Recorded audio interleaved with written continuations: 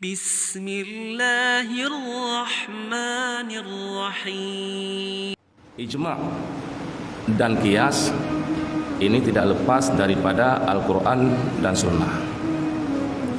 Jadi ijma' dan qiyas tidak berdiri sendirinya, tetapi ijma' kesepakatan para ulama dalam satu hal ataupun dalam sebuah masalah dasarnya adalah Al-Quran ataupun dasarnya Sunnah. Jadi ada asalnya. Begitu juga qiyas. Jadi qiyas tidaklah berdiri sendirinya, melainkan ada juga makisnya. Kemana dikiaskan? Asalnya apa? Ayat atau hadis? Maka dalam mengkiaskan sesuatu, para ulama terlebih dahulu mengkaji apa yang akan dikiaskan. Maka di situ nantinya akan muncul yang namanya makis alih dan ilat. Maka hasil daripada sebuah qiyas yang dijadikan sebagai ketetapan dalam sebuah hukum ataupun ibadah, ini tidak lepas daripada alasannya, ilat. Maka qiyas ada yang sahih, ada yang fasid. Kalau yang sahih, qiyas itu bisa diterima. Sedangkan yang sebaliknya qiyas fasid, ini enggak. Maka bagaimana cara kita mengetahuinya? Sederhana saja. Sesuatu yang Rasulullah SAW kalau seandainya beliau melakukan di masanya tidak ada penghalang, tidak ada mani, tetapi beliau tidak melakukannya.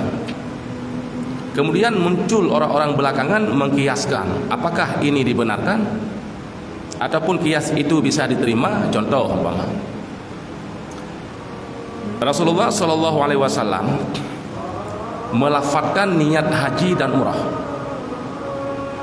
Apakah itu bisa dijadikan sebagai asal untuk mengkiaskan lafadz niat sholat?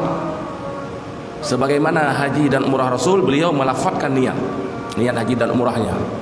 Itu dijadikan sebagai asal untuk mengkiaskan melafadzkan niat pada saat kita mengerjakan sholat.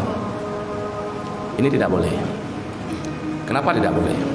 Sebagaimana yang kita katakan tadi, sesuatu yang Rasulullah bisa melakukannya, tapi beliau tidak melakukannya, berarti sunnahnya tinggalkan. Apa penghalangnya Rasul? Kalau seandainya Rasulullah sebelum takbiratul ihram membaca lafaz niat, apa penghalangnya? Maninya apa? Enggak ada. Tapi beliau tidak membacanya, tidak ada keterangan satu hadis pun yang dinukilkan oleh para ulama tentang ada dalil Rasulullah membacakan lafaz niat sebelum takbiratul ihram. Bolehkah dikiaskan kepada lafaz niat haji? Nah, inilah yang dikaji dan dibahas oleh para ulama. Maka ada sebagian memang di antara mereka yang mengkiaskan tadi. Sebagaimana ini contoh yang lain tentang qabliyah Jumat. Apakah ada dasar hadisnya yang Rasulullah memerintahkan kita 2 rakaat sebelum Jumat? Ataupun Rasulullah melakukannya kemudian sahabat melihat dan itu dijadikan sebagai dalil? Tidak ada. Kenapa hari ini ada qabliyah Jumat? Di mana-mana kita lihat.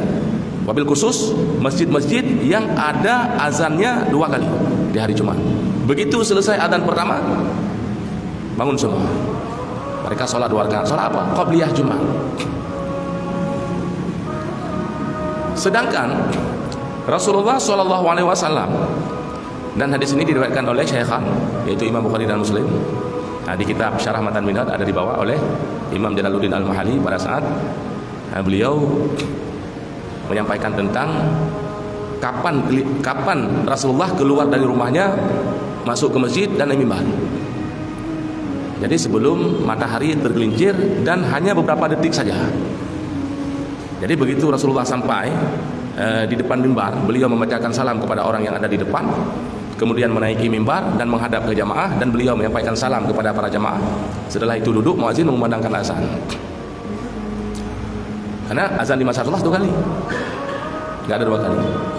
Walaupun ini persoalan yang kemudian diperselisihkan. Ada sebagian antaranya yang mengatakan itu ijma' sukuti, azan 2 kali. Karena terjadi di masa Khalifah Utsman bin Affan. Pada saat beliau menambahi azan yang pertama ataupun azan yang kedua di hari Jumat, ternyata para sahabat semuanya tidak ada yang mengingkari, maka disebut ijma' sukuti. Diamnya para sahabat itu jadi ijma'. Maka terjadilah azan 2 kali di masa Khalifah Utsman bin Affan, dan beliau punya alasan. Karena pada saat itu jamaah kaum muslimin sudah sangat banyak, sehingga banyak di antara mereka kadang-kadang tidak tahu hari ini hari Jumat, sehingga beliau menyuruh Bilal untuk mengumandangkan azan di sebuah tempat yang tinggi yang ada di pasar Madinah yang disebut dengan Zawra, bukan di masjid. Itu sebelum masuknya waktu, bukan di dalam waktu. Ini azan 2 kali. Jadi begitu selesai muazin membacakan azan, Rasulullah masuk khutbah. Tidak salat Rasulullah, tidak turun dari mimbar salat qabliyah Jumat, enggak. Dan Rasulullah juga tidak menyuruh sahabatnya untuk mengerjakan 2 rakaat qabliyah Jumat, ini pun tidak. Ini nama Rasul, tidak ada qabliyah Jumat. Kemudian muncul pertanyaan, hari ini ada dan banyak orang yang melakukannya, dasarnya apa? Nah inilah. Nah, jadi masalahnya ada di kias. Apakah kias ini kita bisa terima ataupun disuruh kita untuk menerimanya? Ini persoalan. Maka ada sebagian antara para ulama yang mengatakan kias ini adalah kias yang fasidah, nggak bisa diterima. Kenapa? Nggak ada penghalang untuk Rasulullah kalau seandainya Rasulullah mau melakukan 2 rakaat sebelum sholat Jumat, qabliyah Jumat. Nggak ada penghalang. Ya. Cuman hari ini banyak orang melakukan yang kebanyakannya mereka bukan dasar ilmu pengetahuan, tapi ikut-ikutan. Orang lain bangun, dia bangun apa? Banyak setelah selesai adzan pertama bangun semua. Salat apa? Salat qabliyah Jumat. Dasarnya mengkiaskan kepada qabliyah zuhur. Sebagaimana sebelum salat zuhur ada qabliyahnya 2 rakaat. Begitu selesai adzan, sebelum didirikan salat zuhur ada qabliyah 2 rakaat. Itu dijadikan sebagai asal.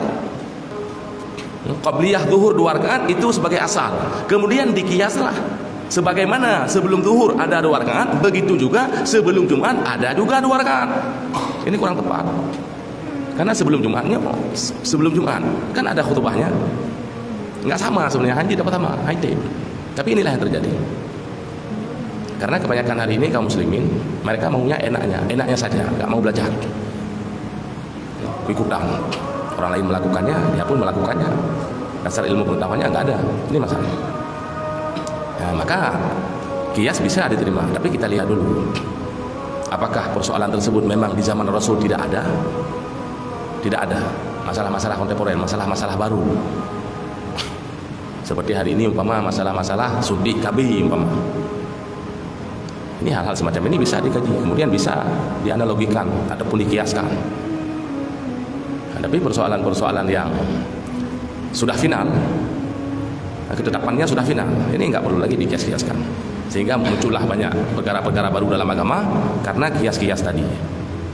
Apalagi dalam bahasa Urdayonya anak bahasa takihnya, ditakihnya. Nya menyokap gahki, tapi ya. Mana ditakih? Kalau seandainya itu sahih, nggak masalah, bisa dikiaskan. Cukup syaratnya, dan pembahasannya itu ada di kitab usul fiqh tentang masalah kias, bagaimana kias yang bisa dilakukan ataupun kias yang tidak bisa dilakukan. Ada pembahasannya di kitab-kitab para ulama yang disebut dengan kitab usul fiqh yang judulnya beragam. Ada yang tingkat kecil dan ada yang tingkat paling tinggi. Ya. Imam Yogyakarta yang hana kemampuan di bidangnya, maka jangan malas bertanya. Tanya yang bapak urung yang ahli, urung yang mufu. Insyaallah